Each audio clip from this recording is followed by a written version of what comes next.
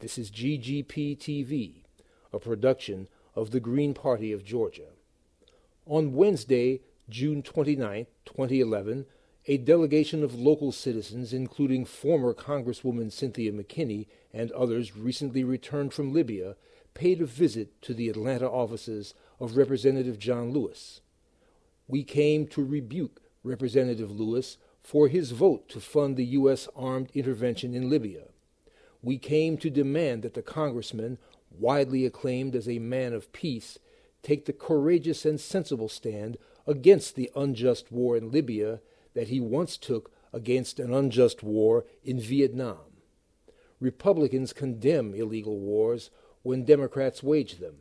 Democrats oppose unjust wars when Republicans are the aggressors. The Georgia Green Party and the other organizations at the press conference understand that imperial wars are always unjust, no matter who is in the White House.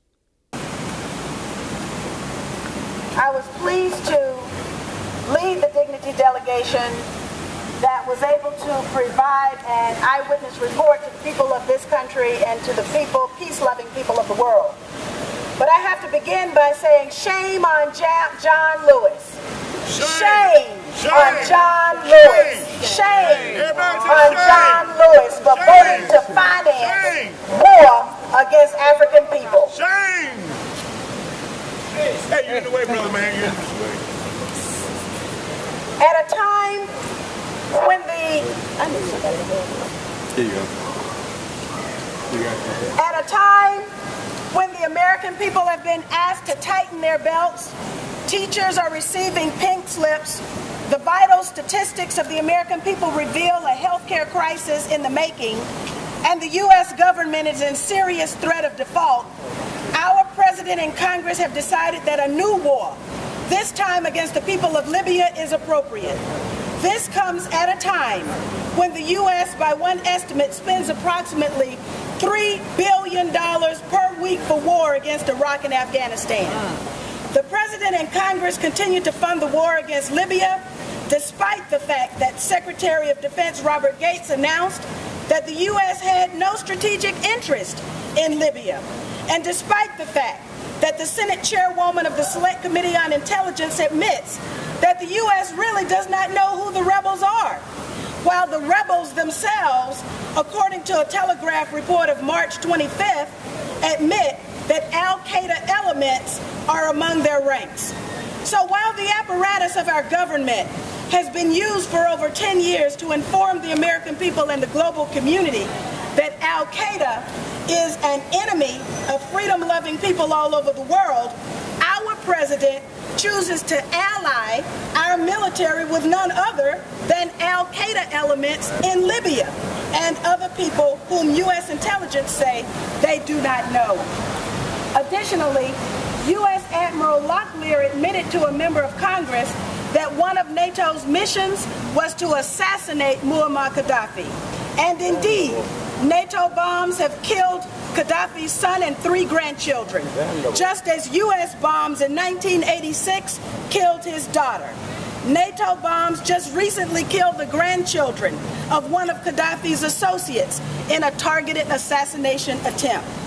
Targeted assassination is not within the scope of the United Nations Security Council resolution, and targeted assassination is against U.S. law, international humanitarian law, and international human rights law. Targeted assassination is also a crime. We certainly cannot encourage others to abide by the law when we so openly break it. While in Libya, I witnessed NATO's targeting of civilians. NATO bombs and missiles landed in residential neighborhoods, hit schools, exploded near hospitals, destroyed parts of the public broadcasting infrastructure, and narrowly missed killing students at Al Fatah University. When civilians are targeted in war or low kinetic activity, crimes are committed. NATO practices in Libya are exactly like Israel's practices in Gaza. That's right. Fishermen are killed as they go about their fishing business. A naval blockade allows arms to flow to NATO's Libyan allies, but stops food, fuel, and medicine from entering non-NATO ally-held areas. The entire population suffers as a result. Collective punishment is illegal when Israel practices it, and it is also illegal when NATO practices it. NATO and the hyperbolic press accounts have introduced a kind of race hatred that the Libyan people have been trying hard to erase. Approximately 50% of Libya looks like me. Innocent, darker-skinned Libyans have been targeted, tortured, harassed, and killed. The people of Libya have the right to self-determination. They have the right to resource nationalism. They have the right to live in peace. They have the right to determine their future. And they need not exercise their rights underneath the shock and awe of NATO bombs and missiles. Thank you.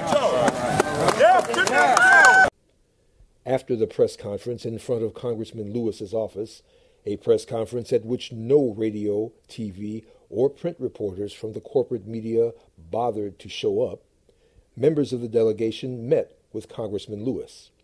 After a frank exchange of views, Congressman John Lewis pledged to withhold further support for any more military adventures in Libya. The Georgia Green Party, along with some of the other organizations who visited Congressman John Lewis's office, are considering paying similar visits to the offices of other Georgia congressmen who support the unjust war in Libya. For more information, find the Georgia Green Party on the web at www.georgiagreenparty.org.